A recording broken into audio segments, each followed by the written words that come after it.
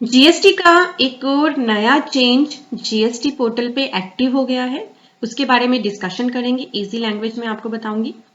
Change जिससे related है उसके बारे में मैं आपको ऑलरेडी भी अपनी पहले की वीडियोस में बता चुकी हूं और यहाँ दोबारा से आपको बताना चाहूंगी। आप एवरी मंथ या क्वार्टरली जीएसटी 1 या आईएफएफ फाइल करते हो,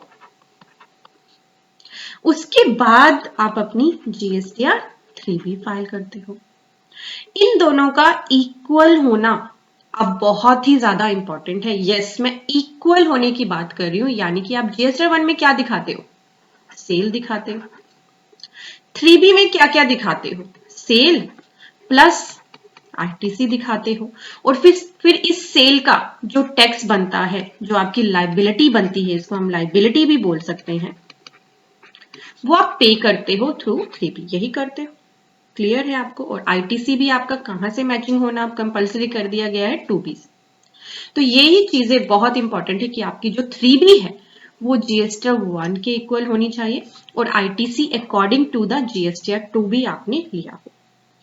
ये जो इक्वल वाला जो मैं आपको सिंबल बता रही हूं कि आपका दोनों मैच होना चाहिए, इसके लिए सेक्शन 75 में एक बहुत इंपॉर्टेंट चेंज 1 जनवरी से किया गया है, जो मैं ऑलरेडी आपके साथ शेयर भी कर चुकी हूँ। अब इस वीडियो में दोबारा आपको बता दूं, तो मैं आपको एक बार पोर्टल पे लेकर चलती हूँ। पहले पोर्टल पे देखते हैं क्या चेंज है। You are on the website studybuddy.com और यहाँ हमारे प्रोफेशनल कोर्सेज अवेलेबल हैं, जैसे कि इनकम टैक्स का course, GST, income tax plus GST, 99C and automation of balance sheet. जिस भी कोर्स में आप इंटरेस्टेड हो, लिंक वीडियो के डिस्क्रिप्शन में है, क्लिक करिए, उसे रीड करिए और आप उसमें ज्वाइन कर सकते हैं। इन सभी के बारे में डिटेल में डिस्कशन करेंगे वीडियो के एंड में। इसके लिए आपको सर्विसेज में जाना है। रिटर्न्स में आने पर आपको एक tax liability and ITC comparison table मिलती है, which is available for you from past many months. इस पे आपको क्लिक करना होता है और जो भी आपका फाइनेंशियल ईयर है, मैं लेटेस्ट यूज कर लेती हूँ, सर्च करना होता है। यहाँ पे चेंज हुआ है, देखिए। पहले तो वार्निंग आ रही है। वार्निंग में लिखा है कि आपका रजिस्ट्रेशन सस्पेंड किया जा सकता है। क्या? ये पढ़ते ही डर सा लग जाता है। क्यों किया जा सकता है, ये भी यहाँ पे रीजन लिखा है। पहला रीजन दिया है कि 3B एंड 1 में अगर आपका डिफरेंस है, मिसमैच है, वो भी 10% से ज्यादा, या फिर 3B और 2B में आपका डिफरेंस है, यानी जो 3B में आईटीसी क्लेम किया है वो 2B में जितना आईटीसी हो रहा है उससे वेरीज करता है 10% या उससे ज्यादा, तो आपका रजिस्ट्रेशन कैंसिल किया जा सकता है। ये वार्निंग आपके सामने आ रही है, इस पर क्लिक करके ओके कर देते हैं। नीचे आप देखेंगे तो आपको एक नई टेबल दिखाई देने लगी है अब, difference in liability declared and paid. तो नाम से ही समझ आ जाना चाहिए आपको, difference in liability declared. Liability declare कहां पे आप करते हो? जीएसटी 1 में। पे कहां से करते हो? 3B से। तो बेसिकली 3B एंड 1 का वेरिएंस एनालिसिस आपको यहाँ पे करके दे रहा है, सिंपल लैंग्वेज में, जो हमारी लैंग्वेज है प्रोफेशनल्स की, उस लैंग्वेज में, कि जीएसटी 1 और 3B का वेरिएंस एनालिसिस आपको करके दे रहा है। इन दोनों का जो डिफरेंस है वो आपको यहाँ बता देगा क्विकली। और अगर इसके हिसाब से आपकी लायबिलिटी बनती होगी तो आपको यहाँ पे एक बटन भी दिया हुआ है, मेक पेमेंट थ्रू DRC 03। आप डायरेक्टली DRC 03 को यूज करके यहाँ से भी लायबिलिटी को पे कर सकते हो। टेबल को समझ लेते हैं, बड़ी इजी टेबल है। यहाँ पे देखने से तो लग रहा है पता नहीं क्या क्या लिखा हुआ, बट मैं आपको विद इन वन गो यहाँ पे इसको समझा रही हूँ। पहले दिए हुए हैं मंथ, फाइनेंशियल ईयर के सारे मंथ। फिर दिए कि आपकी liability as per GST 1 and IFF कितनी बनती है। अब आप देख रहे होंगे कि यहाँ 2B एंड 2A भी लिखा है। ये क्यों लिख दिया यहाँ पे? 2B या 2A में आपकी रिवर्स चार्ज वाली लायबिलिटी अगर रजिस्टर्ड पर्सन ने डिक्लेयर की है तो उसके हिसाब से भी वो आपकी लायबिलिटी यहाँ पे ऐड करके दिखाएगा, ठीक है? इसलिए यहाँ पे 2B 2A वर्ड लिखा है, अदरवाइज उसका कोई पर्पज यहाँ नहीं था। तो जीएसटी 1 एंड आईएफएफ में कितनी लायबिलिटी आपने डिक्लेयर करी, टोटल भी आ जाएगा। ये जो मैं आपको केस दिखा रही हूँ उसमें क्वार्टर वाइज रिटर्न है तो क्वार्टरली दिख रहा है। और फिर 3B में कितनी आपने डिक्लेयर करके पे करी वो दिख रहा है। उनका डिफरेंस यहाँ पे निकाल दिया, प्लस या माइनस में आ जाएगा, यहाँ पे 0 आ रहा है इस केस में। फिर अगर आपने कोई पेमेंट डीआरसी से कर दी है तो वो यहाँ पे दिखाई दे देगा वो। उसके बाद जो नेट डिफरेंस आएगा वो आपको यहाँ दिखेगा। इस केस में कोई डिफरेंस नहीं है। देन यहाँ पे आप देख सकते हैं कि इस केस में कोई डिफरेंस भी नहीं है, फिर भी यहाँ 100 लिखा है। व्हाट इट मीन्स, इसको समझ लीजिए। ये परसेंटेज है। परसेंटेज किसकी है? कितनी लायबिलिटी आपने पे कर दी, ठीक है? जितनी लायबिलिटी आपने पे कर दी उसकी परसेंटेज है, अमाउंट नहीं है ये। इसको अमाउंट मत समझ लेना, कंफ्यूज मत हो जाना। जितनी लायबिलिटी आपने पे कर दी उसकी परसेंटेज है ये। यहाँ पे 100% लायबिलिटी पेड है, इसलिए 100 आ रहा है। ठीक है, अब आपको लग रहा होगा कि ये जो टेबल्स हैं इनके सीरियल नंबर तो मुझे ऐसे लग रहा है कि कुछ बीच में गैप है। 1 के बाद सीधा 6 नंबर आ गया, 6 के बाद सीधा 11 आ गया, 11 के बाद सीधा 16 आ गया। ऐसा क्यों? ऐसा इसलिए क्योंकि अभी यहाँ पे जो आपको लाइबिलिटी दिख रही है वो टोटल है। अब आप ये भी जानना चाहते होंगे इसमें से आईजीएसटी कितना है, सीजीएसटी कितना है, एसजीएसटी कितना है, सेस कितना है, तो सिंपली सैरो पे क्लिक करना है। तो देखिए ये जो गैप था नंबर्स का वो फिल हो गया। आपको IGST, CGST, SGST, cess 6 number के लिए दिखने लगा। तो जिसका भी देखना है आपको उसके एरो पे क्लिक करना है और आपको फर्दर ब्रेकअप दिखने लगेगा।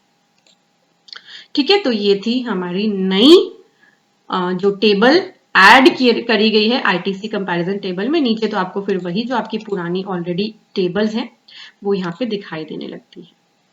ठीक है, यहाँ पे पहले भी जो दिखती थी ये आपके रिकॉन्सिलेशन में बहुत ही ज्यादा यूजफुल रहती है। आप इसको यूज कर सकते हैं अपनी रिकॉन्सिलेशंस करने के लिए। हम ऑलरेडी भी अपनी वीडियोस में बता चुके हैं। अगर आपको इसकी डिटेल्ड वीडियो चाहिए तो कमेंट कर दीजिएगा। अब मैं आपको ले आई हूँ सेक्शन 75 पे। सेक्शन 75 है हमारा general provisions relating to determination of tax, और इसका जो क्लोज 12 है उसमें चेंज किया गया 1 जनवरी से। ठीक है, यहाँ लिखा भी है 1 जनवरी 2022 से इसमें चेंज इंसर्ट किया गया, एक्सप्लेनेशन डाली। ये सेक्शन कहता क्या था? ये बोलता था कि अगर कोई सेल्फ असेसमेंट टैक्स है जो अनपेड है, चाहे होली या पार्टली या उसका इंटरेस्ट, तो उस पर्सन पे रिकवरी की जा सकती है as per provision of section 79।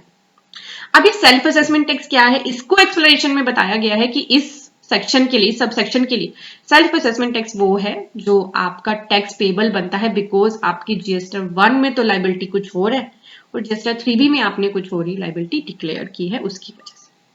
ठीक है, तो क्योंकि ये चेंज लाया गया था, अब आप सभी को वार्न करने के लिए या फिर आपका काम थोड़ा सा आसान करने के लिए ये आपके सामने आईटीसी कंपैरिजन टेबल में एक और नई टेबल ऐड कर दी गई है ताकि आप क्विकली यहाँ से अपना रिकंसिलेशन कर सकें, अंडरस्टैंड कर सकें क्या गलती है और फिर उसे सही कर सकें।